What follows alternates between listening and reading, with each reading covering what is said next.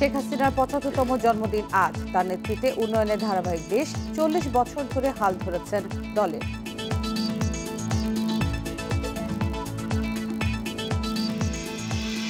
প্রধানমন্ত্রীর জন্মদিনে সারা দেশে বিশেষ টিকাদান আজ। একদিনে পাচ্ছেন ৭৫ লাখ মানুষ, দিতে হলে লাগবে SMS।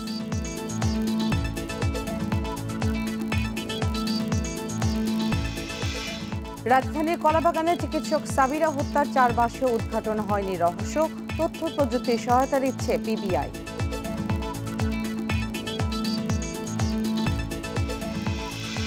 চট্টগ্রামে ড্রেনের পানিতে নিখোঁজ শিক্ষার্থী সাদিয়ার মরদেহের খোঁজ মিলেছে। টানা ৫ ঘন্টার উদ্ধার অভিযান শেষে মিলল হদিস।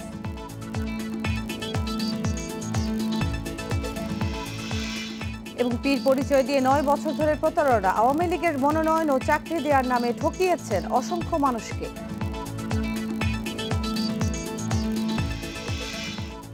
স্বাগত সকাল ৯টার বিরতিহীন ১ ঘন্টার সংবাদে। এই মুহূর্তে সংবাদে আপনাদের সঙ্গে আছি আমি নুজহাত আফরিন এবং আমি আলী আশরাফ। শুনছিলেন শিরোনাম, যাব পুরো খবরে। বঙ্গবন্ধু কন্যা শেখ হাসিনার ৭৫তম জন্মদিন আজ। স্বজন হারানোর বেদনা নিয়েও হাল ধরেছেন বাংলাদেশে। তার দূরদর্শী নেতৃত্ব ও রাজনৈতিক অঙ্গীকারের ধারাবাহিকতায় বাংলাদেশ আজ উন্নয়নের রোল মডেল। বিশিষ্ট জনেরা বলছেন, জাতির পিতার মতোই দেশকে অন্ধকার থেকে আলোর পথে নিয়ে গেছেন শেখ হাসিনা। জন্ম রাজনৈতিক পরিবারে, বুঝতে শিখেই দেখেছেন মিছিল মিটিং। মাঝে মাঝে জেলগেটেও দেখা করেছেন বাবার সঙ্গে। মায়ের ছায়াসঙ্গী হয়ে বঙ্গবন্ধু রাজনৈতিক জীবন খুব কাছ থেকে দেখেছেন শেখ হাসিনা। আব্বা যখন জেলে যায়, আমার ছোট ভাইটা তো খুবই ছোট, কেবল কয়েক মাসের। ও তো আর আব্বাকে ওভাবে দেখার সুযোগ পায়নি। কাজে আমি যখন আব্বা আব্বা বলে কাছে যেতাম, তো স্বাভাবিক ও খুব অবাক হয়ে দেখতো। তো আমাকে জিজ্ঞেস, তোমার আব্বাকে আমি একটু আব্বা বলতে পারি? ১৯৪৭ সালে টুঙ্গিপাড়ায় জন্ম নেন শেখ হাসিনা। সক্রিয় রাজনীতির শুরু ছাত্র জীবনে। ১৯৬৬-৬৭ সালে ইডেন কলেজ ছাত্র সংসদের সহসভাপতি হন। ৪ বারের প্রধানমন্ত্রী, টানা ৪০ বছর ধরে নেতৃত্ব দিচ্ছেন আওয়ামী লীগের। বাংলাদেশের মানুষের যে ভালোবাসা, এটা তো অতুলনীয়, এর সাথে তুলনা হয় না। ৭৫-এর ১৫ই আগস্ট শেখ হাসিনার জীবনে নেমে আসে অন্ধকার। তবে সেই শোক তাকে করেছে আরও শক্তিশালী। ১৯৮১ সালের কাউন্সিলে আওয়ামী লীগের সভানেত্রী হন। দেশে ফেরেন ১৭ই মে। ৯০ স্বৈরাচার বিরোধী আন্দোলন ও গণতন্ত্র পুনরুদ্ধারে নেতৃত্ব দেন তিনি। তিনি সেরকমভাবে কিন্তু কোনো কিছুতে ভীত হন না। কোনো চ্যালেঞ্জের সম্মুখীন হলে কিন্তু তিনি বিব্রত বোধ করেন না। সেই চ্যালেঞ্জটা তিনি মুখোমুখি হতে পারেন, এবং সেটা সাহসের সঙ্গে এবং অত্যন্ত দৃঢ়তার সঙ্গে। এবং ছোটবেলা থেকেই কিন্তু তার চরিত্রের মধ্যে সেই বৈশিষ্ট্যটা আমরা লক্ষ্য করেছি। ৯১-এ হন বিরোধী দলীয় নেতা। ৯৬-এ শেখ হাসিনা নেতৃত্বে সরকার গঠন করে আওয়ামী লীগ। এরপর ২০০৯, ২০১৪ ও ২০১৯ টানা ৩ বার প্রধানমন্ত্রী হয়ে বাংলাদেশকে নিয়ে গেছেন উন্নয়নশীল দেশের কাছে। বিচার করেছেন বঙ্গবন্ধু হত্যার, যুদ্ধাপরাধের, দমন করেছেন জঙ্গিবাদ। রাজনৈতিক উন্নয়নে তিনি কাজ করেছেন। বঙ্গবন্ধু হত্যার বিচার করেছেন, জাতীয় ৪ নেতা বুদ্ধিজীবী হত্যার বিচার করে জাতিকে কলঙ্কমুক্ত করেছেন। এবং অর্থনৈতিক ক্ষেত্রে বাংলাদেশ এখন উন্নয়নের মডেল। সাংস্কৃতিক ক্ষেত্রেও তার অবদান অপরিসীম। তিনি মুক্তিযুদ্ধের বাংলাদেশ এবং বাঙালি সংস্কৃতির অস্তিত্বের প্রতীকে পরিণত হয়েছেন। আন্তর্জাতিক অঙ্গনে বাংলাদেশ যে একটা প্রশংসনীয় অবস্থান তৈরি করে নিয়েছে নিজের জন্য, সেটার পিছনে শেখ হাসিনার নেতৃত্বের, এবং আমি এই কথা বলতে হয়তো দ্বিধা বোধ করব না যে প্রায় তার একক নেতৃত্বের জন্য এটা হয়েছে। সরকার ও দল সামলে আগলে রেখেছেন পরিবারকেও। তার ছেলে সজীব ওয়াজেদ জয় ডিজিটাল বাংলাদেশ বিনির্মাণে মায়ের সঙ্গী, আর মেয়ে সাইমা ওয়াজেদ অটিজম সচেতনতা সৃষ্টিতে ভূমিকা রেখে নজর কেড়েছে বিশ্ববাসীর। অনিমেষ কর, ইন্ডিপেন্ডেন্ট নিউজ, ঢাকা। দেশের উন্নয়নে প্রধানমন্ত্রী শেখ হাসিনা দৃঢ়চেতা এবং সফল বলে মনে করেন বিশিষ্টজনেরা। তাদের মতে মজবুত অর্থনীতির ভিত গড়েছেন তিনি। এই ধারাবাহিকতা ধরে রাখতে দুর্নীতি প্রতিরোধে কঠোর হওয়ার তাগিদ বিশেষজ্ঞদের। এছাড়া উন্নয়নের সুফল সবার কাছে পৌঁছে দেওয়ার পরামর্শ তাদের। ১৯৯৬ সালের ১২ জনের নির্বাচনে জয়ী হয়ে ২১ বছর পর রাষ্ট্র ক্ষমতায় ফেরে আওয়ামী লীগ। প্রথমবার প্রধানমন্ত্রী হন শেখ হাসিনা। এরপর ২০০৯ থেকে টানা ৩ বার সরকার প্রধানের দায়িত্ব পালন করছেন তিনি। এই সময়ে দেশের অবকাঠামো খাতে হয়েছে বিশাল উন্নয়ন, চাঙ্গা হয়েছে অর্থনীতি। পদ্মা সেতু, মেট্রো রেল, রূপপুর পারমাণবিক বিদ্যুৎ কেন্দ্র, মাতারবাড়ি কয়লা বিদ্যুৎ প্রকল্প সহ অনেক মেগা প্রকল্পের কাজ চলছে জোরে সোরে। অর্থনীতিবিদেরা বলছেন, এসব প্রকল্প বাস্তবায়ন হলে পাল্টে যাবে দেশের চিত্র, আরও গতিশীল হবে অর্থনীতি। তাদের মতে বৈদেশিক মুদ্রার রেকর্ড রিজার্ভ শেখ হাসিনার নেতৃত্বেরই সুফল। তিনি জানেন সমাজের নিচের তলার মানুষগুলোর আয় রোজগার বাড়লে পুরো অর্থনীতিতে চাহিদা বাড়ে, সেই কারণে তিনি তাদের জন্য এতটা কাজ করেন। আমাদের যে প্রবৃদ্ধির ধারা যেভাবে এগিয়ে যাচ্ছে, এটি কিন্তু আমাদের 2040-41 সালে আমরা পার ক্যাপিটা ইনকাম $12,000 উপরে নিয়ে যেতে পারবো। দেশের পাশাপাশি দল পরিচালনাতেও শেখ হাসিনাকে দক্ষ ও কৌশলী বলছেন রাজনীতিকরা। আত্মনিবেদিত রাজনীতিবিদ শেখ হাসিনা দেশের জন্য, এই বিষয়ে কোনো সংশয় নাই। উন্নয়ন লক্ষ্যমুখী একটা দৃঢ়তা নিয়ে তিনি অগ্রসর হচ্ছেন, যে দৃঢ়তা সাধারণ মানুষের মধ্যে দেখা যায় না। এই ক্ষেত্রে আমি এটাকে অভূতপূর্ব বলবো। আর ইতিহাসবিদেরা মনে করেন, কাজের মাধ্যমেই নিজের স্থান করে নিয়েছেন শেখ হাসিনা।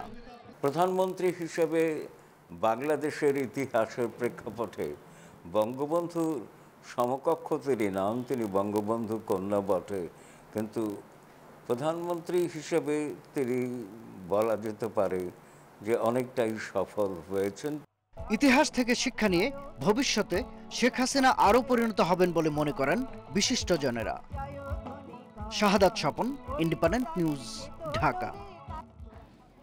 প্রধানমন্ত্রী এবং আওয়ামী লীগ সভাপতি শেখ হাসিনার ৭৫তম জন্মদিনে তার সাফল্য ও দীর্ঘ জীবন কামনা করে মোমবাতি প্রজ্বলন ও বিশেষ প্রার্থনা করেছে খ্রিস্টান অ্যাসোসিয়েশন বাংলাদেশ। মিরপুর সেনপাড়া পর্বতায় ব্যাপটিস্ট চার্চে রাত ১২টা ১ মিনিটে শেখ হাসিনাকে উদ্দেশ্য করে বিশেষ প্রার্থনা করা হয়। প্রার্থনায় বলা হয়, তোমার আলোয় আলোকিত হবে বাংলাদেশ এবং তোমার ভালোবাসায় পূর্ণ হবে বাংলাদেশ। প্রার্থনা সভায় প্রধান অতিথি ছিলেন প্রধানমন্ত্রীর বিশেষ সহকারী এবং আওয়ামী লীগের দপ্তর সম্পাদক ব্যারিস্টার বিপ্লব বড়ুয়া। প্রধানমন্ত্রী শেখ হাসিনার দূরদর্শী নেতৃত্বে প্রশংসা করে তিনি বলেন, এমন নেত্রীর জন্মদিন তার প্রতি মানুষের ভালোবাসা এবং তার নেতৃত্বে ঐক্যবদ্ধ হওয়ার জাগরণ সৃষ্টি হয়েছে। এদিকে মঙ্গলবার সকালে তেজগাঁও চাপমালা রানীর গির্জায় প্রধানমন্ত্রীর জন্মদিন উপলক্ষে বিশেষ প্রার্থনা করা হয়। প্রার্থনায় প্রধানমন্ত্রীর সুস্বাস্থ্য কামনা করা হয়। দিবসের সূচনায় কত সাধারণ মানুষ এখানে উপস্থিত হয়েছে, কারণ বাংলাদেশের মানুষ তারা বিশ্বাস করে, তারা জানে শেখ হাসিনার নেতৃত্বেই আমাদের জাতির পিতার যে স্বপ্ন, সোনার বাংলা প্রতিষ্ঠার যে স্বপ্ন, সেটি প্রতিষ্ঠা করা সম্ভব হবে। প্রধানমন্ত্রীর জন্মদিন উপলক্ষে সকাল ৯টায় সারা দেশে শুরু হচ্ছে বিশেষ টিকাদান। একদিনেই এই বিশেষ টিকাদান কর্মসূচিতে পাবেন ৭৫ লাখ মানুষ। যারা আগে থেকে নিবন্ধিত হয়ে আছেন শুধু তাদেরকেই দেয়া হবে টিকা। স্বাস্থ্য অধিদপ্তর বলছে, SMS ছাড়া টিকা দেয়া হবে না। টিকার জন্য নিবন্ধন করেছেন প্রায় ৪.৫ কোটি মানুষ। প্রথম ডোজ নিয়েছেন ২.৫ কোটি। ২ কোটি মানুষ এখনও টিকার অপেক্ষায়। নিবন্ধিত ৭৫ লাখ মানুষকে টিকা দেয়া হবে মঙ্গলবার। স্থায়ী কেন্দ্রের পাশাপাশি সারা দেশে বসছে ১৬,১৫৪টি অস্থায়ী কেন্দ্র। পৌরসভায় একটি এবং প্রতিটি ইউনিয়ন ও সিটি কর্পোরেশনের প্রতিটি ওয়ার্ডে বসছে ৩টি করে বুথ। টিকা গ্রহীতার সুবিধায় কেন্দ্র বাড়াতে পারবে স্থানীয় প্রশাসন। কর্মসূচিতে দেয়া হবে সিনোফার্মের টিকা। এই ক্যাম্পেইনে আমরা শুধুমাত্র প্রথম ডোজের টিকাটা দেব এবং একইভাবে আগামী মাসের ১ তারিখে দ্বিতীয় ডোজের টিকাটা দেব। ভ্যাকসিন দিয়ে আমরা শুরু করব সকাল ৯টা থেকে এবং আমাদের উদ্দিষ্ট লক্ষ্যে না পৌঁছানো পর্যন্ত ভ্যাকসিন নিরবিচ্ছিন্নভাবে চলমান থাকবে। NID কার্ড দিয়ে কেন্দ্রে গিয়ে নিবন্ধন করে টিকা নেয়ার সুযোগ থাকছে না। যারা আগে নিবন্ধন করেছেন তারাই পাবেন টিকার SMS। 25 বছরের কম বয়সী কাউকে SMS দেয়া হবে না। টিকায় প্রাধান্য পাবেন বয়স্ক ব্যক্তিরা। ভ্যাকসিন নেওয়ার সময় জাতীয় পরিচয়পত্র এবং টিকা কার্ড সঙ্গে নিয়ে আসবে। আমরা 40 জনগোষ্ঠীকে অগ্রাধিকার দেব এবং বয়স্ক, শারীরিক প্রতিবন্ধী এবং নারী তাদেরকে আমরা বিবেচনায় আনব। মঙ্গলবার টিকা পাবেন না অন্তঃসত্ত্বা ও স্তন্যদায়ী মায়েরা। Hasan Misbah, independent news, Dhaka. প্রধানমন্ত্রী শেখ হাসিনার জন্মদিন উপলক্ষে সারা দেশে চলছে করোনা টিকা কর্মসূচি। এ বিষয়ে আরো জানাতে যোগ দিচ্ছেন সহকর্মীরা। প্রথমেই যাচ্ছি রাজধানীর তেজগাঁওয়ে, সেখানে রয়েছেন আমাদের সহকর্মী হাসান মিসবাহ, তিনি রয়েছেন জাতীয় নাক কান গলা ইনস্টিটিউটে। মিসবাহ, আপনি যে কেন্দ্রটিতে রয়েছেন সেখানে আসলে করোনা টিকা দিচ্ছে অনেক দিন ধরেই, শুরু থেকেই প্রায়। আজকে কি অবস্থা দেখছে? আজকে তো একটি অন্যরকম পরিবেশে টিকা কেন্দ্র পরিচালিত হচ্ছে, সেখানকার ব্যবস্থাপনা কিরকম এবং সাধারণ মানুষ যারা টিকা নিতে আসছেন তারা আসলে SMS পেয়ে আসছেন কিনা?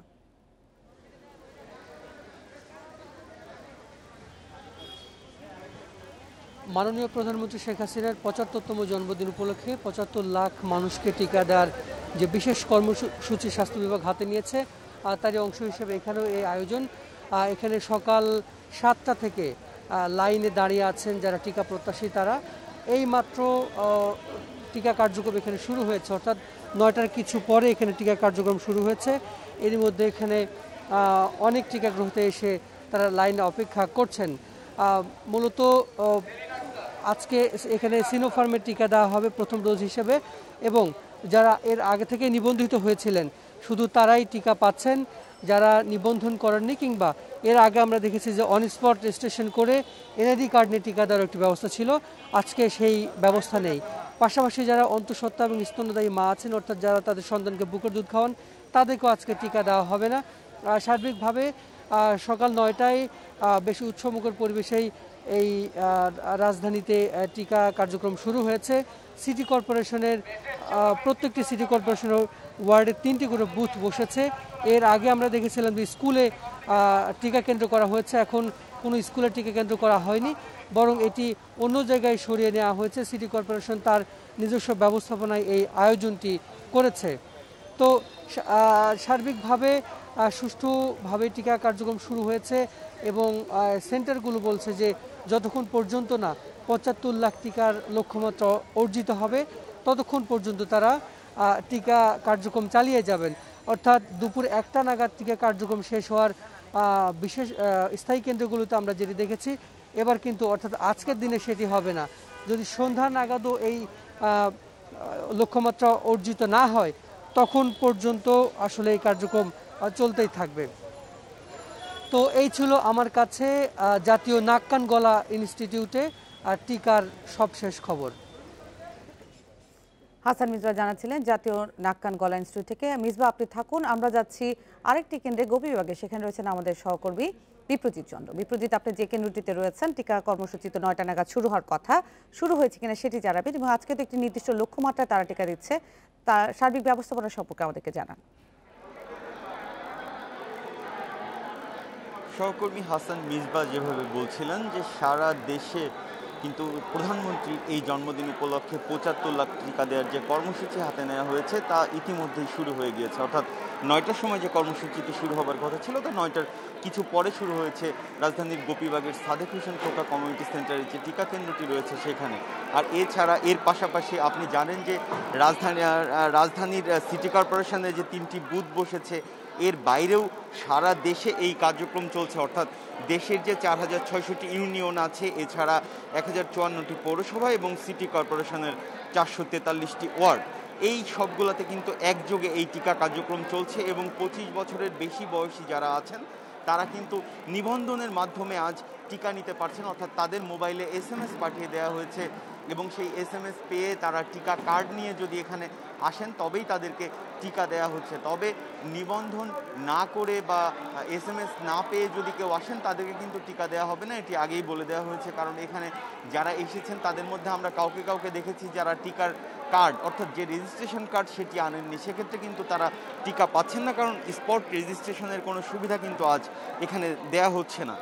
আর এর পাশাপাশি আপনি জানেন যে এই ক্যাম্পেইন বাস্তবায়নে কিন্তু বেশ কিছু মানুষ কাজ করছেন। অর্থাৎ আমরা যতদূর এখন পর্যন্ত জানতে পেরেছি যে ক্যাম্পেইন বাস্তবায়নে এখন পর্যন্ত 4,47,00,000 মানুষ কিন্তু কোভিড টিকার জন্য নিবন্ধন করেছেন। তাদের মধ্যে ৭৫,000 মানুষকে কিন্তু SMS পাঠিয়ে দেওয়া হয়েছে এবং ইউনিয়ন পর্যায়ে প্রতিটি কেন্দ্রে ১৫০০ পৌরসভা কেন্দ্রে 500 এবং সিটি কর্পোরেশনের যে ওয়ার্ডগুলো আছে সেখানে 1000-এরও বেশি মানুষকে টিকা দেওয়ার লক্ষ্যমাত্রা ঠিক করা হয়েছে এবং এই কার্যক্রমে কিন্তু আজ 32,106 জন স্বাস্থ্যকর্মী কাজ করছেন এবং 48,000-এরও বেশি স্বেচ্ছাসেবী এই টিকাদান কর্মসূচিতে কিন্তু সহায়তা করছে। এবং আজ আমরা যেটি জানি, সিটি কর্পোরেশন সহ সারা বাংলাদেশে যে টিকা কেন্দ্রগুলো রয়েছে, এই টিকা কেন্দ্রগুলোতে যতক্ষণ না পর্যন্ত 75 লাখ টিকা দেওয়ার লক্ষ্যমাত্রা পূরণ না হচ্ছে ততক্ষণ পর্যন্ত কার্যক্রম চলবে। অর্থাৎ আগে আমরা যেমনটি দেখেছি যে দুপুর 2টা বা 3টা নাগাদ কার্যক্রম শেষ হয়ে যেতে, আজ কিন্তু একেবারেই তেমনটি হবে না। অর্থাৎ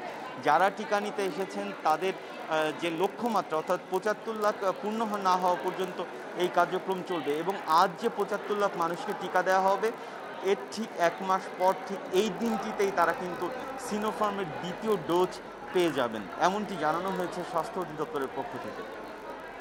প্রধানমন্ত্রীর জন্মদিন উপলক্ষে যে টিকা কার্যক্রম চলছে তার খবর জানাচ্ছিলেন আমাদের সহকর্মীরা। প্রধানমন্ত্রীর জন্মদিন উপলক্ষে বিশেষ টিকা কার্যক্রম নিয়ে আরো জানাতে রাজশাহী থেকে যোগ দিচ্ছেন সহকর্মী মাইনুল হাসান। মাইনুল, এই বিশেষ টিকাদান কর্মসূচিতে মানুষের আগ্রহ কেমন দেখছেন, ভিড় কেমন আছে সেখানে, আর এই যেহেতু আজকে ভিড় অনেক বেশি হওয়ার কথা, সেখানে শৃঙ্খলা রক্ষায় কি ধরনের ব্যবস্থা নেওয়া হয়েছে?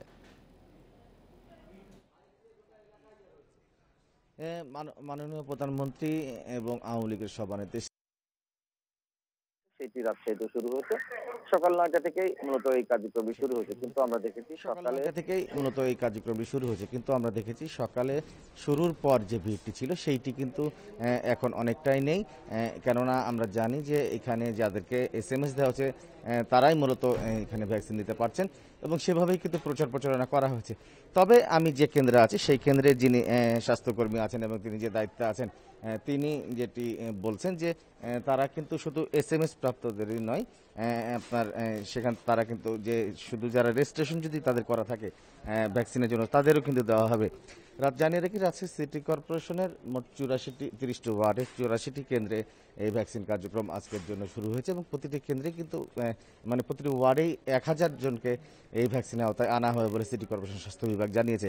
পাশাপাশি আমি Rajshahi civil surgeon doctor Kaiyum তালুকদারের সাথে কথা বলছি। তিনি জানিয়েছেন যে রাজশাহীর 5টি 14 ইউনিয়নে কিন্তু একযোগে কার্যক্রম চলছে এবং এই প্রতিটি ইউনিয়নে 1,500 জনকে এই ভ্যাকসিনের আওতায় আনা হবে এবং তিনি বলছেন যে ইউনিয়নে 1,500 জনকে এই ভ্যাকসিনের আওতায় আনা হবে এবং তিনি বলছেন যে ইউনিয়ন পর্যায়ে 1,500 যে জনকে 1500 জনকে যে ভ্যাকসিন দেওয়া হবে সেইটি কিন্তু নির্দিষ্ট পরিমাণ, অর্থাৎ সেখানে যদি 1500 জনের 10টা বা 11টার মধ্যে শেষ হয়ে যায় তারপরে কিন্তু সেখানে কোনো ভ্যাকসিন দেওয়া হবে না। তবে সিটি কর্পোরেশনের ক্ষেত্রে তারা বলছেন যে সিটি কর্পোরেশনের যতক্ষণ পর্যন্ত মানুষের চাপ থাকবে ভ্যাকসিন নেওয়ার, সেক্ষেত্রে যদি কোনো কেন্দ্র বা ওয়ার্ডে ভ্যাকসিনের যেটি বরাদ্দ দেওয়া হয়েছে সেটি যদি শেষও হয়ে যায় কিন্তু তারা পরবর্তীতে আবার চাহিদা মোতাবেক এই PI সেন্টার থেকে ভ্যাকসিন নিয়ে এসে সেই ভ্যাকসিনগুলো তারা দেবে। অর্থাৎ সিটি কর্পোরেশন এলাকায় ভ্যাকসিনের প্রাপ্তি নিয়ে কোনো সংকট নেই, তবে ইউনিয়ন পর্যায়ে যে 1500 জনের যে ভ্যাকসিনের সেইটি দেওয়া আর এখানে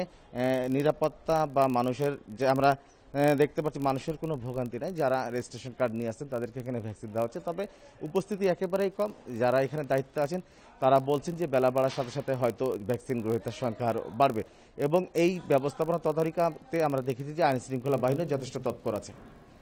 রাজশাহী থেকে জানাচ্ছেন সহকর্মী মাইনুল হাসান।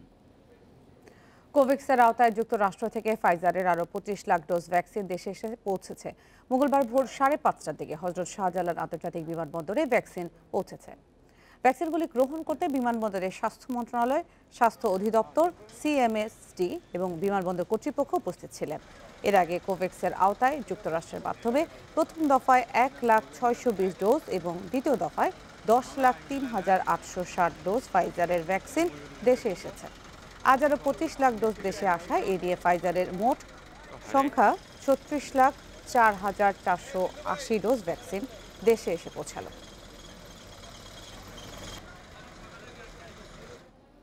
তথ্য সম্প্রচার মন্ত্রী ডক্টর হাসান মাহমুদ বলেছেন, দেশে দারিদ্র্যের হার 41 থেকে 20% নেমে এসেছে। এই সাফল্য এসেছে প্রধানমন্ত্রী শেখ হাসিনার হাত ধরে। সোমবার দুপুরে সচিবালয়ে শেখ হাসিনার 75তম জন্মদিন উপলক্ষে আলোকচিত্র অ্যালবামের মোড়ক উন্মোচন অনুষ্ঠানে এসব কথা বলেন তথ্যমন্ত্রী। তিনি বলেন, আকাশ থেকে ঢাকা ও চট্টগ্রাম শহর চেনা যায় না, এখন খালি পায়ে এবং ছেঁড়া কাপড় চোপড় পরা মানুষ আর দেখা যায় না। এই বদলে যাওয়া শেখ হাসিনার জাদুকরী নেতৃত্বের কারণে হয়েছে বলে মন্তব্য করেন তথ্যমন্ত্রী।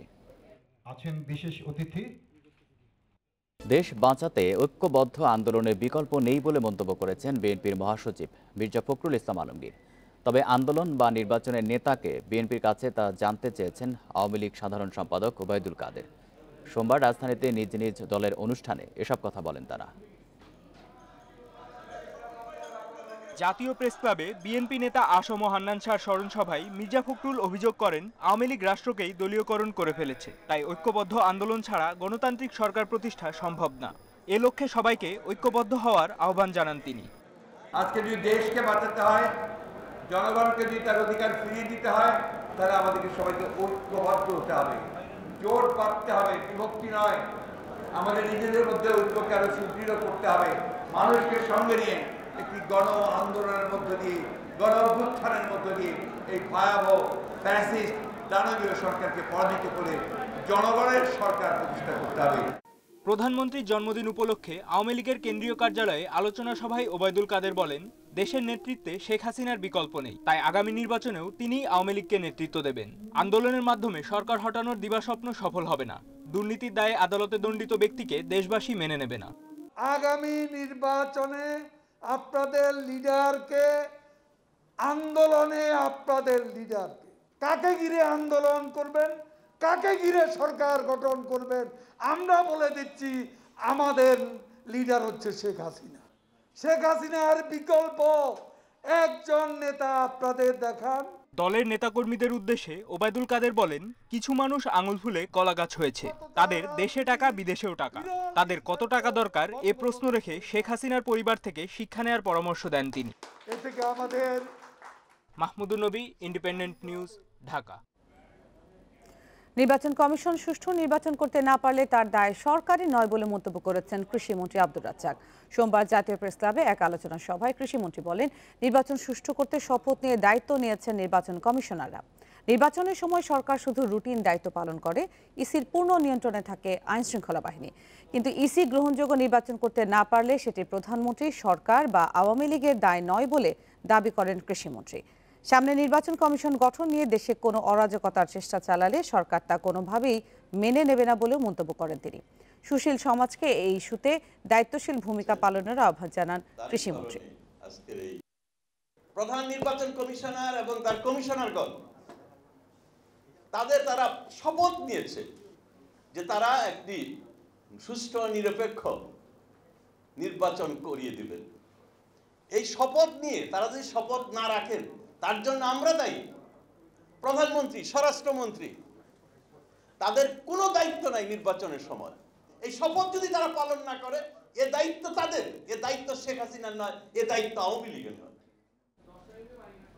ভবিষ্যতে বাড়ি বাড়ি গিয়ে ভোটার তালিকা হালনাগাদ করার নীতি থাকছে না। শিক্ষা প্রতিষ্ঠানে ক্যাম্প করে ভোটার তালিকা হালনাগাদ করার চিন্তা করছে নির্বাচন কমিশন। তবে এই সিদ্ধান্তে আপত্তি জানাচ্ছেন মাঠ পর্যায়ের কর্মকর্তা ও সাবেক নির্বাচন কমিশনাররা। তারা বলছেন, বাড়ি বাড়ি গিয়ে তালিকা হালনাগাদ না করলে মৃত ভোটার কর্তন, ভোটার শনাক্তকরণ ও নারী ভোটার আশঙ্কাজনক হারে কমে যাবে। অতীতে ভোটার তালিকায় অনেক ভুতুরে ভোটার পাওয়া গেছে। ভুয়া ভোটারের কারণে 2006 সালে সাধারণ নির্বাচনও বাতিল হয়। পরে ছবিসহ ভোটার তালিকা করে আসছে নির্বাচন কমিশন। ভোটার তালিকা বিধিমালা অনুযায়ী প্রতি বছর বাড়ি বাড়ি গিয়ে ভোটার তালিকা হালনাগাদ করা বাধ্যতামূলক। 2019 সালের পর ভোটার তালিকা আর হালনাগাদ হয়নি, ফলে অনেকে ভোটার তালিকা থেকে বাদ পড়েছেন, এমনকি পাননি এনআইডি বা জাতীয় পরিচয়পত্র।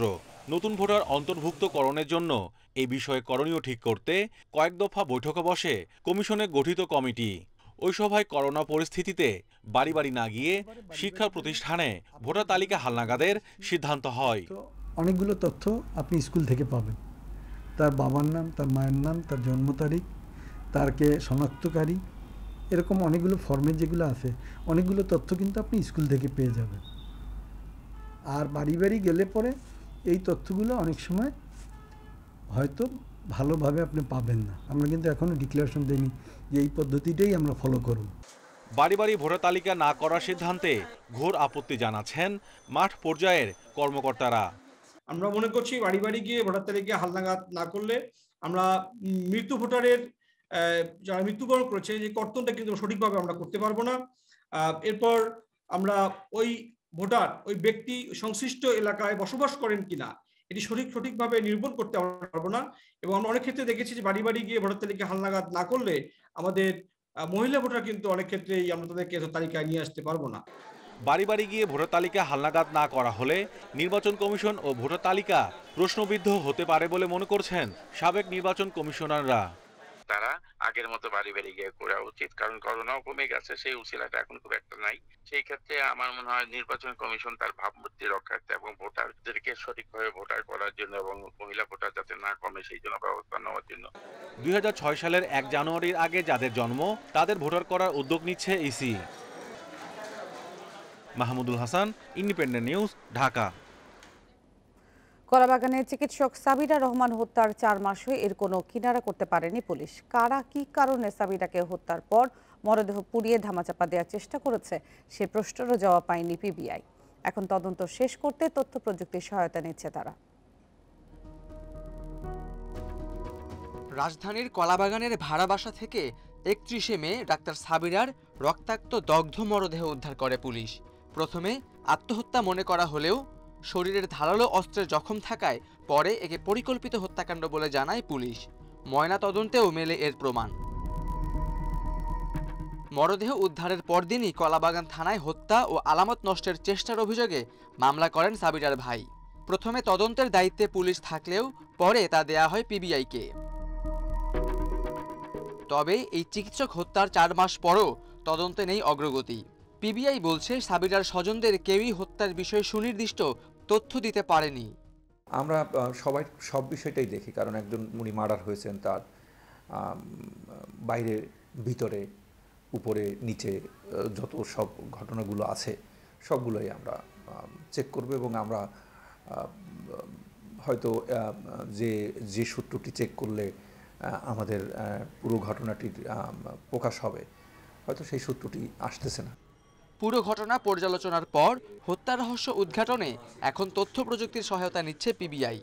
আমরা সম্ভাব্য সকল প্রকার ডিজিটাল, সকল প্রকার অ্যানালগ এবং অ্যানালগের বাইরে যদি আরও কিছু থাকে আমরা সবগুলো নিয়েই আমরা পরিবার থেকে শুরু করে ওখানে যারা কাজ করতেন সবাইকে নিয়েই আমরা আগাচ্ছি। বিভিন্ন ধরনের প্রশ্ন আমরা নিচ্ছি মানুষের কাছ থেকে ওখানে গিয়ে এবং সেই সলিউশন চেষ্টা করছি। চট্টগ্রাম মেডিকেল কলেজ হাসপাতাল থেকে এমবিবিএস পাশ করার পর ঢাকার বেশ কয়েকটি হাসপাতালে কাজ করেছেন ডাক্তার সাবিরা। সবশেষ কর্মরত ছিলেন গ্রিন লাইফ হাসপাতালে। Khaled Raihan, independent news, Dhaka. আব্দুল মোতালেব নিজেকে চিশতিয়া তরিকার পীর বলে পরিচয় দেন। নির্বাচনে আওয়ামী লীগের মনোনয়ন ও চাকরি পাইয়ে দেওয়ার লোভ দেখান। এমন প্রতারণার ফাঁদ পেতে 9 বছর ধরে ঠকিয়েছেন অসংখ্য মানুষকে। সম্প্রতি তাকে রাজধানী থেকে গ্রেপ্তার করেছে গোয়েন্দা পুলিশ। একটি কিন্ডারগার্টেন স্কুলের শিক্ষক ছিলেন জাহাঙ্গীর আলম। চাকরির প্রলোভন দেখিয়ে তার কাছ থেকে 5 লাখ টাকা নিয়েছেন আব্দুল মোতালেব। শতাধিক মানুষ তার প্রতারণার শিকার হয়েছেন। 30 লক্ষ টাকা সে নিয়ে বলছে যে 1 মাসের ভিতরে চাকরি দেব। সেক্ষেত্রে 1 মাস, 2 মাস, 3 মাস এরকম প্রায় আজকে 1.5 বছর হয়ে গেছে। টাকা দেয় দিচ্ছি করে আর দেয় না। বিশ্বাসের উপর টাকাটা দিয়েছিলাম। সে যেহেতু নিজেকে পীর এবং অনেক সবসময় জিকির করতো, কান্নাকাটি করতো আর কি। মোতালেব প্রত্যেককেই ঠকিয়েছেন নিজেকে পীর দাবি করে। জমকালো জলসা বসিয়ে অনেককে আমন্ত্রণ জানাতেন। ওরসের নামে মুরিদও বানিয়েছেন অসংখ্য। তারপর কাউকে দিতেন ভালো চাকরির প্রস্তাব। নির্বাচনে নৌকার মনোনয়ন পাইয়ে দেওয়ারও লোভ দেখাতেন। আমার এলাকায় যতগুলো উরস মাহফিল হয় আমি অ্যাটেন্ড করি।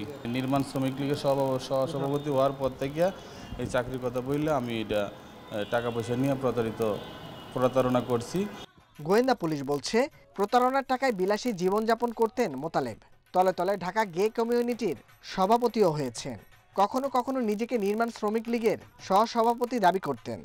সেই মন্ত্রী মিনিস্টারদের কাছে বিভিন্ন চাকরির কথা বলে 4 লাখ 5 লাখ টাকা নিচ্ছে এবং সে বিভিন্ন সময় বিভিন্ন বেশ ধারণ করে এবং একটা গে সংগঠক আছে, এই সংগঠনের সে আবার এটার প্রধান। এখানেও তারা অনেকজন প্রায় 960 জনের মতো সদস্য সেখানে রয়েছে। সব কিছু মিলে টোটালি সে একটা প্রতারক। সে তার লেখাপড়া নেই এবং 3টা সূরা ছাড়া সে কোনো সূরা জানে না। রাজধানীর তুরাগ থেকে গ্রেপ্তার করা হয়েছে মোতালেবকে। তার বিরুদ্ধে প্রতারণার মামলা রয়েছে 3টি। Nahid Kamal, independent news, Dhaka. রাজধানীর চাঙ্কারপুল থেকে ঢাকা বিশ্ববিদ্যালয়ের সাবেক শিক্ষার্থীর ঝুলন্ত মরদেহ উদ্ধার করা হয়েছে। সোমবার বিকেলে মাসুদ আল মাহাদি অপুর মরদেহ উদ্ধার করে পুলিশ। প্রাথমিক অনুসন্ধান শেষে আত্মহত্যা বলে ধারণা করছে পুলিশ। 2018 সালে ঢাকা বিশ্ববিদ্যালয় থেকে গণযোগাযোগ ও সাংবাদিকতায় মাস্টার্স শেষ করেন অপু। গেল 3 মাস ধরে রাজধানীর চাঙ্কারপুলের স্বপ্ন বিল্ডিংয়ের 8ম তলায় থেকে চাকরির প্রস্তুতি নিচ্ছিলেন তিনি। ওই বিল্ডিংয়ের 811 নম্বর রুমে অপুর সাথে আরও 2 জন থাকতেন। সোমবার দুপুর পর্যন্ত অপুর রুম বন্ধ থাকায় ডাকাডাকির পরও কোনো সাড়া পাওয়া যায়নি। এক পর্যায়ে দরজা ভেঙে অপুর ঝুলন্ত মরদেহ দেখতে পান তারা। প্রথম দেখছি ওনারে দেখে আমি বুঝতে পারছি যে উনি হয়তো বার বেঁচে নাই। ওনার এখানে কালো হয়ে গেছে, এবার এই গামছায় ঝুলানো, 2টা গামছা দেওয়া ছিল, একটা গামছা ছেঁড়া। দরজা ভিতর থেকে সিটকেরি হতো, একটা স্ট্রং ছিল না, ওটা ভেঙে গেছে। ভাঙার পর এই অবস্থা দেখে আমরা কেউ টাচ করিনি। চাকরি না পাওয়া, আর্থিক অনটন সহ নানা কারণে অপু হতাশাগ্রস্ত ছিল, জানাই সহপাঠীরা। করোনা পরিস্থিতি, দেশের বেকারত্ব, সব কিছু নিয়ে একটু হতাশ ছিল। আর রিসেন্টলি মনে হয় আর ফাইন্যান্সিয়াল কিছু ক্রাইসিস আছে। একটা মানুষের হাঁটু একেবারে মাটির মধ্যে, মানে সে নিজেকে বাঁচাইতে চাবে না, এটা আসলে খুবই অ্যাবসার্ড একটা বিষয়। আমার কাছে বিষয়টা খুবই সন্দেহজনক মনে হইতেছে। ওর সিদ্ধান্ত হয়ে থাকে যে আমি সুইসাইড করব, তাহলে আমি বলবো যে এটা অপ্রয়োজনীয় ছিল। মানে এতটা কোনো সমস্যা হয় না যে যার জন্য সে আত্মহত্যা করা লাগবে। 999-এ ফোন করা হলে ঘটনাস্থল থেকে মরদেহ উদ্ধার করে পুলিশ। পরে ময়নাতদন্তের জন্য মরদেহ পাঠানো হয় ঢাকা মেডিকেল কলেজ হাসপাতালের মর্গে। ময়নাতদন্ত রিপোর্টে ক্লিয়ার হবে যে সে কিভাবে মারা গিয়েছে, বিস্তারিত তখন জানা যাবে এবং সেটার উপর ভিত্তি করে এবং আনুষঙ্গিক পারিপার্শ্বিক সবকিছু দেখে আইনগত ব্যবস্থা নেওয়া হবে। মেধাবী ছাত্র অপু বিভিন্ন আন্দোলন সংগ্রামেও থাকতেন সামনের সারিতে। ডাকসু আন্দোলন, শিক্ষার্থী নিপীড়ন বিরোধী আন্দোলনে পালন করেছেন সংগঠকের ভূমিকা। Biprajit Chanda, independent news, Dhaka. চট্টগ্রামে ড্রেনের পানিতে নিখোঁজ কলেজ ছাত্রী সেহরিন মাহবুব সাদিয়ার মরদেহের খোঁজ মিলেছে। প্রায় 5 ঘন্টার উদ্ধার অভিযান শেষে রাত 2:30টার দিকে মরদেহের সন্ধান পান ফায়ার সার্ভিসের উদ্ধারকর্মীরা। গত রাত 10:30টার দিকে এক আত্মীয় সহ চশমাকে নিয়ে বাসায় ফেরার পথে আগ্রাবাদের মাজার গেট ও আগ্রাবাদ মোড়ের মাঝামাঝি এলাকায় ডায়মন্ড রেস্টুরেন্টের বিপরীত পাশে ড্রেনে পড়ে যান 19 বছর বয়সী সাদিয়া। সে সময় নালায় ঝাঁপিয়ে পড়েও তাকে উদ্ধার করতে পারেননি স্বজনেরা। পরে ফায়ার সার্ভিস কর্মীরা উদ্ধার কাজ শুরু করেন। এর আগে 25 আগস্ট নগরীর মুরাদপুর এলাকায় নালায় পড়ে তলিয়ে যান সবজি ব্যবসায়ী সালেহ আহমেদ। কয়েকদিন তল্লাশি চালিয়েও যার কোনো খোঁজ পাওয়া যায়নি।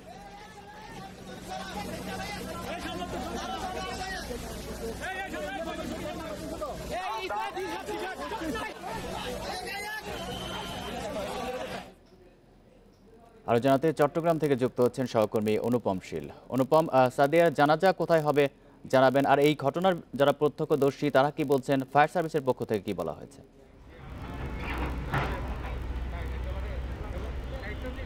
ইতিমধ্যে সাদিয়ার যে জানাজা সেটি শেষ হয়েছে। আমরা মিনিট 20 আগে তার যে দফন কার্যক্রম সেটি শুরু হয়েছে। আমরা এখন আছি যে এই ঘটনাটি যেখানে ঘটেছিল গতকাল রাতে, ঠিক আমার পেছনে ইতিমধ্যে দেখতে পাচ্ছেন, যেহেতু এটি চট্টগ্রামের একেবারে প্রধান ব্যস্ততম একটি এলাকায় এই রাস্তা, এবং এই রাস্তাটি এখন এক পাশ বন্ধ, যে কারণে যাতে সব ধরনের মানুষের যাতায়াত স্বাভাবিক করা যায় সেটির চেষ্টা এই মুহূর্তে চলছে। কিন্তু বাস্তবতা হচ্ছে আমার ঠিক পাশেই দেখুন, এই একটি সংকীর্ণ স্ল্যাবের উপর দিয়ে কিন্তু এখানে এই মানুষজন এই রাস্তা ধরে বা এই ফুটপাথ ধরে যাতায়াত করেন। কিন্তু এখানে রাতের বেলা বিশেষ করে এই অন্ধকার জায়গাটি, এখানে কোনো রোড লাইট নেই বা এই যে সংকীর্ণ যে স্ল্যাবটি, সেই স্ল্যাবের পাশে কোনো রেলিং নেই, কোনো সতর্কতামূলক চিহ্ন নেই, যে কারণে যে কারোই আসলে এই জায়গায় মানে সোজা রাস্তা পার হওয়া বা ফুটপাথ ধরে চলাটা বেশ অসুবিধা। এবং এখানে যে পরিমাণ ময়লা ইতিমধ্যে আমরা দেখতে পাচ্ছি যে এখন ময়লা পরিষ্কারের কাজ শুরু হয়েছে। এরকম আরও অন্তত 2 ট্রাক ময়লা এখান থেকে কিছুক্ষণ আগে সরানো হয়েছে। অর্থাৎ এই একটি পয়েন্টেই এই ড্রেনের মধ্যে ঠিক 4 থেকে 5 ট্রাক ময়লা রয়েছে। তো সেক্ষেত্রে এই ময়লাগুলো নিচেই আসলে কেউ পড়লে আর তার আসলে ময়লাগুলো ঠেলে আবার উপরে উঠে আসা ওই মানুষটির পক্ষে কোনোভাবেই সম্ভব নয়, যার পরিণতিতেই আসলে সাদিয়া গতকালকে রাতে প্রাণ হারানো। আমরা এই বিষয়ে আসলে এখনো পর্যন্ত এখানকার যারা নগর কর্তৃপক্ষ তাদের কারোর সাথে কথা বলতে পারেনি। তারা এখনো সম্ভবত ঘুমিয়ে আছেন, কারণ কাউকে দেখা যাচ্ছে না। এখানে একেবারেই পরিষ্কার করার জন্য যে পরিচ্ছন্নতা ডিপার্টমেন্ট আছেন তাদেরই কিছু কয়েকজন কর্মী এসে এখন কাজটি করছেন। তবে আমরা এর আগেও দেখেছি যে গত 4 মাসে অন্তত 4 জন 3টি আলাদা ঘটনা এইভাবে এলাকায় যিনি একজন সরকারি ব্যবসায়ী ছিলেন, ক্ষুদ্র ব্যবসায়ী, তার মরদেহটি সালে আহমদ, তার মরদেহটি আসলে এখনো পর্যন্ত পাওয়া যায়নি এবং গতকালকে সাদিয়া এখনো পর্যন্ত পাওয়া যায়নি এবং গতকালকে সাদিয়ার এই ঘটনার পরে আসলে এখন মানুষের মধ্যে প্রচণ্ড ক্ষোভ বিরাজ করছে। সকলেই যেটি বলছেন যে এভাবে কোনো নগরে নালায় পরে মানুষ মৃত্যুর এই ঘটনা আসলে কোনোভাবেই কাম্য নয়। এই জন্য যেই নগর কর্তৃপক্ষ তাদেরকে আসলে এই সমস্ত মৃত্যুর দায় নিতে হবে। তবে মানুষের এই চিৎকার, মানুষের এই আর্তনাদ, এই যে মৃত্যু, সেটি নগর কর্তৃপক্ষকে কতটা টলাতে পারছে সেটি এখন আসলে দেখার বিষয়। কারণ আমরা গত 4 মাসে যে 4 জনের মৃত্যু এই নালায় পড়ে হওয়া, এর ফলে খুব বেশি যে তাদের টনক নড়াতে পারছে সেরকম কোনো উদাহরণ আমাদের সামনে নেই। চট্টগ্রাম থেকে জানাচ্ছিলেন সহকর্মী অনুপম শীল। রাজধানীর বাড্ডা লিংক রোড এলাকায় রাইড শেয়ারিং অ্যাপস পাঠাওয়ের এক মোটরসাইকেল চালক ট্রাফিক পুলিশের উপর ক্ষুব্ধ হয়ে নিজের মোটরসাইকেলে আগুন দিয়েছেন। মাসখানেক আগেও অ্যাপসে না চালানোয় তাকে মামলা দেওয়া হয়।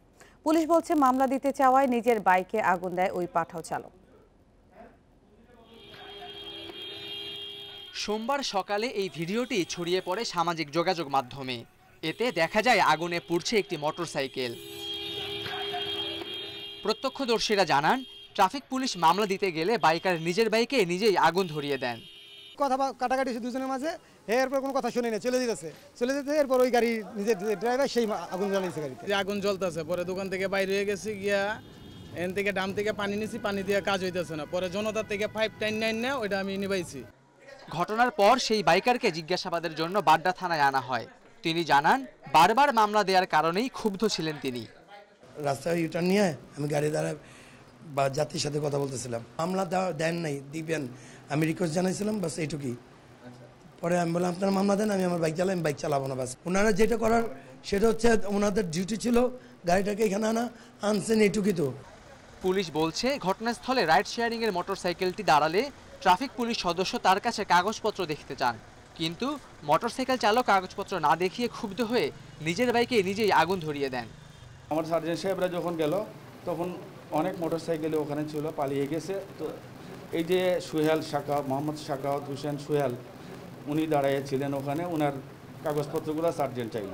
যখন কাগজপত্রগুলো দেখছিল তখন তড়িৎ গতিতে ওই লোকটা যে তার মোটরসাইকেলের ফুয়েল পাইপ যেটা ওটা খুলে আগুন লাগিয়ে দিয়েছে। পরে জিজ্ঞাসাবাদের পর পাঠাও চালক সোহেলকে ছেড়ে দেয় পুলিশ। এ ব্যাপারে কোনো মামলা দেয়া হয়নি। Khaled Raihan, independent news, Dhaka. কোম্পানিগুলোর কমিশন 25% থেকে কমিয়ে আনা, পুলিশি হয়রানি বন্ধ সহ 6 দফা দাবিতে আজ ধর্মঘট ডেকেছেন অ্যাপভিত্তিক রাইড শেয়ারের চালকেরা। App based drivers union of Bangladesh সংগঠনের ব্যানারে এই কর্মসূচি ডাকা হয়েছে। 6 দফা দাবির মধ্যে আছে রাইড শেয়ারিং চালকদের শ্রমিক হিসেবে স্বীকৃতি, কমিশন 25% থেকে কমিয়ে 10% নির্ধারণ, ঢাকাসহ বড় শহরগুলোতে রাইড শেয়ারিং যানবাহন দাঁড়ানোর জায়গা বরাদ্দ ও পুলিশি হয়রানি বন্ধ। এছাড়াও আছে রাইড শেয়ারিংয়ের তালিকাভুক্ত যানবাহনকে অগ্রিম আয়করের বাইরে রাখা এবং গত বছর যানবাহনের কাছ থেকে আদায়কৃত অগ্রিম আয়কর মালিকদের ফেরত দেওয়া। পুলিশি হয়রানির প্রতিবাদে বাড্ডায় রাইড শেয়ারে এক চালকের নিজের মোটরসাইকেলে আগুন দেওয়ার পর এসব দাবি তোলা হয়।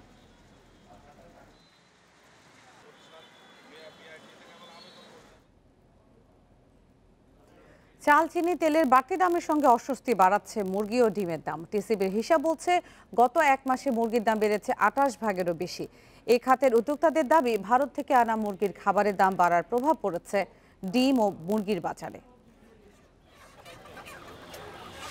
অবসরপ্রাপ্ত সরকারি কর্মকর্তা আব্দুর রব রাজধানীর কারওয়ান বাজারে এসেছেন মুরগি কিনতে। চাহিদা মাফিক মুরগি কিনতে পারলেও গুনতে হয়েছে বাড়তি দাম। করোনার কারণে ইনকাম সোর্স অনেক মানুষের কমে গেছে, অনেক। তারপরে চলাফেরা মানে খাওয়া দাওয়া করতে তাদের অনেকের কষ্ট হচ্ছে। বলে না মানুষ, কিন্তু চলে আর কি কোনো রকম। এক সপ্তাহ আগে সোনালী মুরগি 270 টাকা কেজিতে বিক্রি হলো, এখন তা 300 টাকা। দাম বেড়ে ব্রয়লার মুরগি বিক্রি হচ্ছে 160 টাকা কেজিতে। শুধু মুরগি নয়, পাল্লা দিয়ে বেড়েছে ডিমের দামও। একটি ফার্মের ডিম কিনতে হচ্ছে 10 টাকায়। টিসিবির তথ্য বলছে 1 মাসে ডিমের দাম বেড়েছে 13 ভাগেরও বেশি। এক ধরনের অসাধু ব্যবসায়ী তারাই বাচ্চার দামটা 22 টাকার বাচ্চা ছিল এটা 48 টাকা করে ফেলছে। এখন মুরগিটা চাহিদা দেখে খাদ্যর দামটা আবার বাড়াই ফেলছে। হোটেল বন্ধ ছিল, স্কুল কলেজ সবই তো বন্ধ ছিল। এখন আবার এই খোলার পরে এখন আবার কিছু চাহিদা হইতেছে, সব খোলা, সেই জন্য আবার টান পড়তেছে মালে। পোল্ট্রি ইন্ডাস্ট্রিজ সেন্ট্রাল কাউন্সিলের দাবি, করোনা মহামারীর ক্ষতি এখনও কাটিয়ে উঠতে পারেনি খামারিরা। তার উপর মুরগির খাবারের উপকরণ সয়াবিন মিল রপ্তানির সিদ্ধান্ত দাম বাড়িয়েছে পোল্ট্রি ফিডের, যার প্রভাব পড়েছে মুরগি ও ডিমের বাজারে। হাই দামে কিনে যাওয়ার ফলে কিন্তু আসলে মাংসের দাম, ডিমের দাম এই ইম্প্যাক্ট ফেললে আরো বাড়ে। তো কাজে আমাদের এই ক্যালকুলেশনে আমি বলবো এটা বাড়ে নাই, তো এটা প্রাইস কারেকশন হচ্ছে। আর তারপরে খরাটা বলবো যে আমাদের সয়াবিনের দাম এত বাড়ার কথা ছিল না।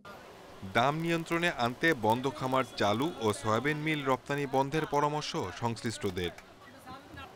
Shahid Ahmed, independent news, Dhaka. বিশ্বে করোনায় একদিনে 5,300 মানুষের মৃত্যু হয়েছে। এ নিয়ে প্রাণহানি ছাড়ালেও 47,69,000। নতুন 3,70,000-এর বেশি রোগী নিয়ে মোট আক্রান্ত 23,30,000। একদিনে সবচেয়ে বেশি 779 জনের মৃত্যু হয়েছে রাশিয়ায়।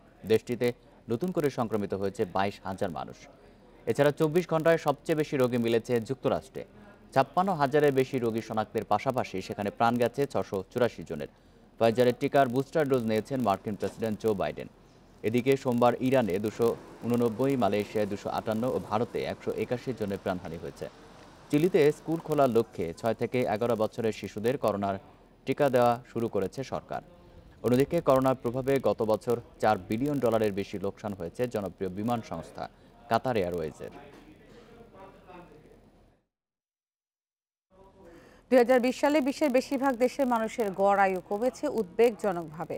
দ্বিতীয় বিশ্বযুদ্ধের পর করোনা পরিস্থিতিতে এবার প্রথম গড় আয়ু এতটা কমল বলছেন অক্সফোর্ড বিশ্ববিদ্যালয়ের গবেষকেরা। তাদের গবেষণায় দেখা গেছে যুক্তরাষ্ট্রের পুরুষের গড় আয়ু 2019 সালের চেয়ে কমেছে 2 বছরের বেশি। 29 দেশের মানুষের গড়ায়ু নিয়ে গবেষণা চালায় অক্সফোর্ড বিশ্ববিদ্যালয়, যার মধ্যে আছে যুক্তরাষ্ট্র, চিলি ও ইউরোপের বিভিন্ন দেশ। এই গবেষণার প্রতিবেদন প্রকাশিত হয় ইন্টারন্যাশনাল জার্নাল অফ এপিডেমিওলজিতে, যাতে দেখা যায় 27টি দেশে প্রত্যাশিত গড়ায়ু কমেছে।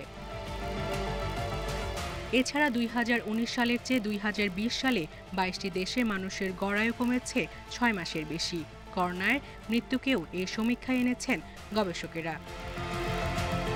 এতে দেখা যায় যুক্তরাষ্ট্রে পুরুষের গড়ায়ু 2019 সালের চেয়ে 2020 সালে কমেছে 2 বছর 2 মাস, যা এই গবেষণার দেশগুলোর মধ্যে সবচেয়ে বেশি। দেশটিতে মৃত্যুহার বেড়েছে 60 বছরের কম বয়সীদের মধ্যে।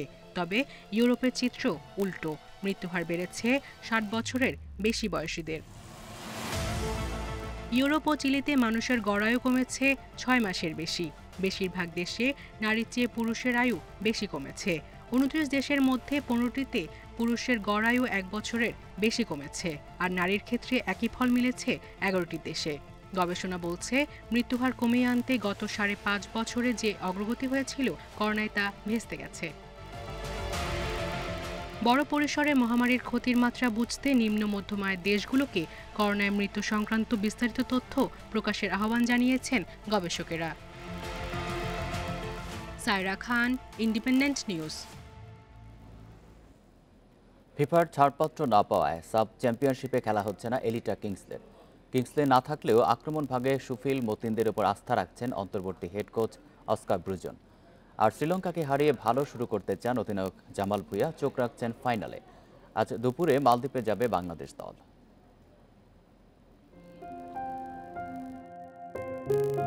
অন্যরা যখন অনুশীলনে মাঠের এক কোণে একা বসে এলিটা কিংসলে বাংলাদেশের পাসপোর্ট হাতে পেলেও লাল সবুজের হয়ে খেলার জন্য প্রয়োজন ছিল ফিফার অনুমতি, যার জন্য সপ্তাহ দুয়েক ধরে চেষ্টা করেছে বাফুফে, কিন্তু শেষ পর্যন্ত ছাড়পত্র না পাওয়ায় সাফে খেলা হচ্ছে না কিংসলের। মালদ্বীপ যাওয়ার আগে শেষ দিনের অনুশীলনে পুরো মাঠ জুড়ে হয়েছে প্রস্তুতি। কিংসলেকে না পাওয়ায় স্কোরিং দুর্বলতা নিয়ে আবারও দুশ্চিন্তায় ম্যানেজমেন্ট। বসুন্ধরাকে শিরোপা জেতাতে কোচ ব্রুজনের আস্থা হয়েছিলেন ভালো মানের বিদেশিরা। জাতীয় দলে রবিনিও বেসেরার ভূমিকায় কাকে দেখছেন ব্রুজন? খেলোয়াড়রা গোল করতে পারে না এটা সত্য নয়। আমাদের ভালো নাম্বার 9 ও বক্স প্লেয়ার আছে, কিন্তু লিগে গোলের দায়িত্ব দেয়া হয় বিদেশিদের। তাহলে আমরা কিভাবে গোল করব? তাই সবাইকেই দায়িত্ব নিতে হবে, এমনকি ডিফেন্ডারকেও। আমি মনে করি মূল আক্রমণ ভাগের পেছনে আমাদের যে লাইনটা আছে সেটা গতিময়, ট্রানজিশনের সময় দ্রুত মুভ করতে পারে, এবং এটা বাংলাদেশের খেলোয়াড়দের জন্য ইতিবাচক দিক। 2009-এর পর সাফের গ্রুপ পর্ব পেরোতে পারেনি বাংলাদেশ। এবার রাউন্ড রবিন লিগে হিসেব নিকেশ হয়েছে আরও কঠিন। শুরুর ম্যাচে শ্রীলঙ্কাকে হারিয়ে আত্মবিশ্বাস বাড়িয়ে নিতে চান জামাল, ফাইনালে চোখ রাখছেন অধিনায়ক।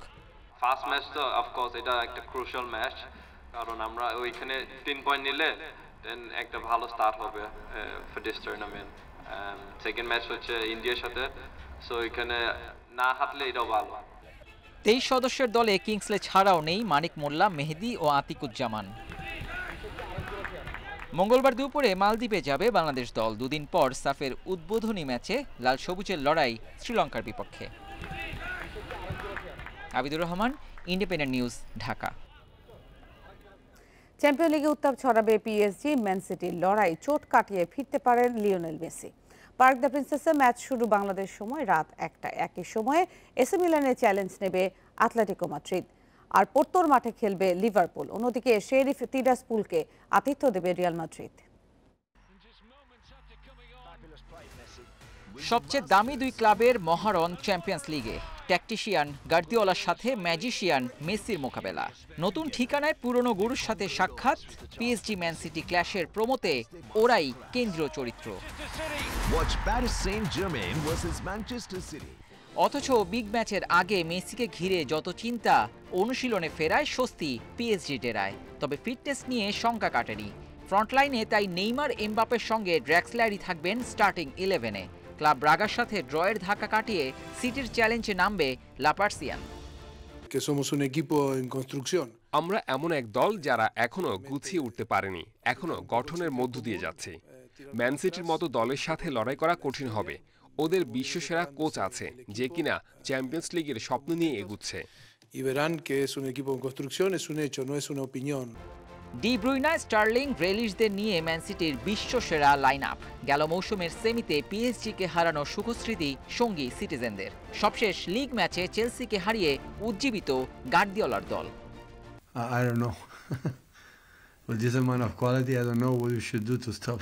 আমি সত্যিই জানি না মেসি, নেইমার, এমবাপ্পেকে কিভাবে দমিয়ে রাখবো। এতগুলো প্রতিভা থামিয়ে রাখা দুঃসাধ্যের কাজ। তবে আমরা সর্বোচ্চটা দিয়ে লড়বো। দল হিসেবে খেলাটাই আমাদের মূল।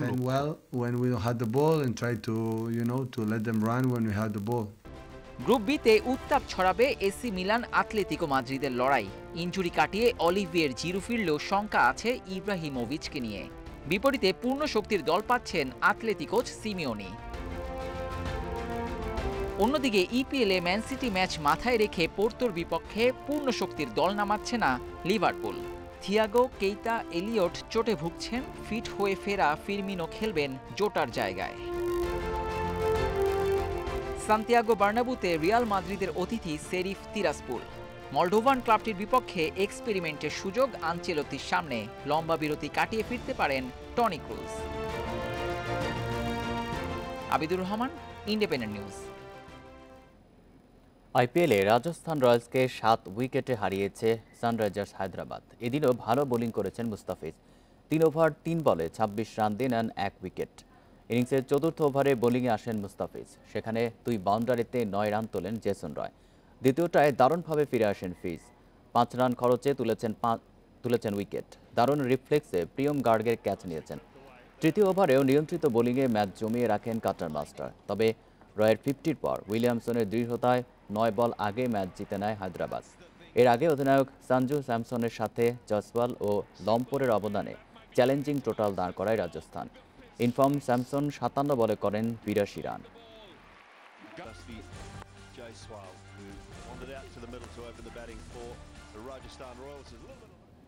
এই ছিল এখনকার সংবাদে। ইন্ডিপেন্ডেন্ট টেলিভিশনের সব খবরের বিস্তারিত দেখতে চোখ রাখুন ফেসবুক, ইউটিউব এবং টুইটারে। ধন্যবাদ সবাইকে।